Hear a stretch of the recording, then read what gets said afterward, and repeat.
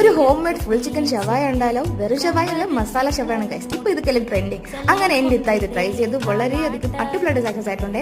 നമ്മുടെ കുടുംബത്തിൽ തന്നെ മാസ്റ്റർ ഷെഫാണ് ഗൈസ് ഇത്ത എന്ന് പറയുന്നത്. ഏത് കാര്യം ഉണ്ടാക്കിയാലും അടിപൊളിയാണ്, വെറുതെ പറയല്ല. അതിന്റെ ഇതെല്ലാം സൂപ്പർ ആയിരുന്നു. പല പല ടൈപ്പ് മയോണൈസും കാര്യങ്ങളും ചട്നിയൊക്കെ ഉണ്ടാക്കിയിട്ടുണ്ടായിരുന്നു. മാത്രമല്ല ഗോതമ്പിന്റെയും മൈദയുടെയൊക്കെ അടിപൊളി കുബൂസായിരുന്നു ഗൈസ്. നമ്മൾ കടയിൽ പോലും ഇത്ര ടേസ്റ്റ് ആയിട്ടുള്ള കുബൂസ് നമ്മൾ കഴിച്ചിട്ടില്ല എന്ന് പറയണം. ഒരു അടിപൊളി സംഭവമായിരുന്നു കേട്ടോ. അപ്പോൾ ഇപ്പൊ ആഴ്ചയിൽ എല്ലാവർക്കും ഒരു ദിവസമെങ്കിലും പരസ്പരം അങ്ങോട്ടും ഇങ്ങോട്ടും കണ്ടില്ലെങ്കിൽ എന്തോ പോലെയാണ്. അങ്ങനെ എങ്ങനെയെങ്കിലും ഏതെങ്കിലും ഒരു വഴി നമ്മൾ ഉണ്ടാക്കും കഴിച്ചു പരസ്പരം ഒത്തുകൂടാനായിട്ട്. അതിന്റെ ഒത്തുകൂടലാണ് നിങ്ങളിപ്പോൾ കണ്ടുകൊണ്ടിരിക്കുന്നത് കേട്ടോ.